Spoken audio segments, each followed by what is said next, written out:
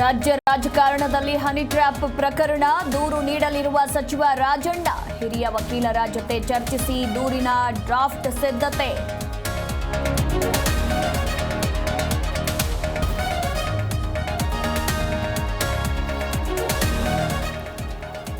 KRS ಅಣೆಕಟ್ಟಿನಿಂದ ನೀರು ಪೋಲು ಸುಮಾರು 2 ರಿಂದ 3 ಸಾವಿರ ಕ್ಯೂಸೆಕ್ ನೀರು ನದಿಗೆ ಕದ್ದು ಮುಚ್ಚಿ ತಮಿಳುನಾಡಿಗೆ ಹರಿಸಿದ ಸರ್ಕಾರ.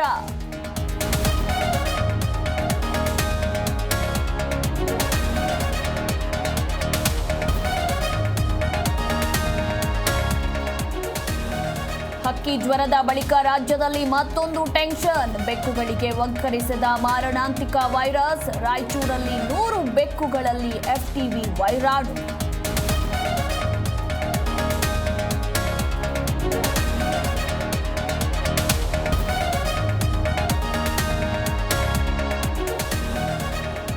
ಮಲಯಾಳಂ ಸಿನಿಮಾಗಾಗಿ ಕಾಲೇಜಿಗೆ ರಜೆ. ಎಂಪುರಾನ್ ಚಿತ್ರಕ್ಕಾಗಿ ರಜೆ ಘೋಷಿಸಿದ ಗುಡ್ ಶೆಫರ್ಡ್ ಮ್ಯಾನೇಜ್ಮೆಂಟ್. ಕನ್ನಡ ಪರ ಸಂಘಟನೆಗಳು ಕಿಡಿ.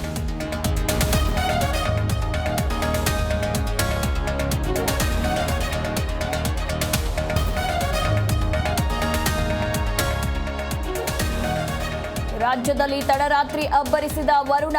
ಮಂಡ್ಯ, ಚಿಕ್ಕಮಗಳೂರು, ಹಾವೇರಿಯಲ್ಲಿ ಭಾರೀ ಮಳೆ, ಬಿರುಗಾಳಿ. ಅಕಾಲಿಕ ಮಳೆಗೆ ಹಲವು ಕಡೆ ಅನಾಹುತ.